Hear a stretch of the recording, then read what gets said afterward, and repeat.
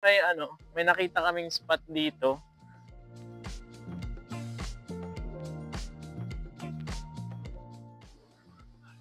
Wasa po sa mga banan sa balan dito kami ngayon sa junction. Bibili kami isda pang ihaw.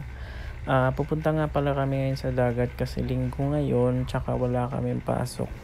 At stress na kami. Nilalagnat na nga yung isa kaya muntikan pang hindi makasama.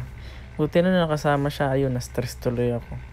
Kaya dito nga pala kami dadaan sa Biking para makita namin yung dagat agad. Para ma-excite kami at magganahan kaming mag-anuhan dun sa San Isidro. Magkainan. Kainan ng isda. Ayun, dadaan nga pala kami sa masukal na daan. Masukal na daan. Ay, masukal. Hindi, maputik pala. Ayun, dumating na agad kami dito sa San Isidro. Pwede na... May entrance fee dito, 30 pesos. Bayad tayo.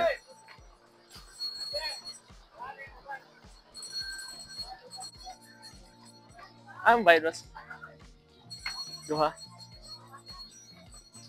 Pagkadating nga pala naman sa Isidro, ayun, bumungad agad to sa akin. Nagulat ako kasi wala pa yan dati. Tsaka wala pang bayad dati dito.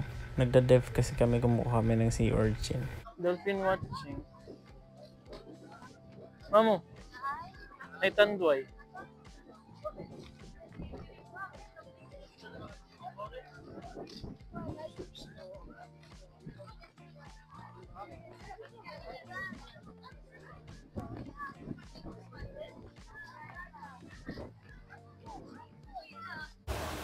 What's up guys? So bali nasa San Isidro Beach kami. Kasama ko yung yung stress ko yan.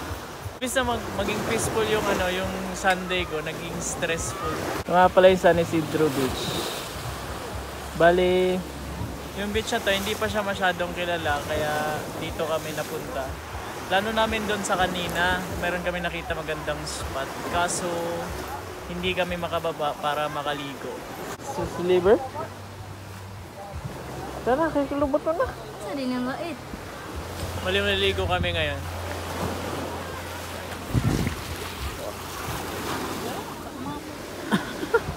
Saan? Ha? Saan na iskandal?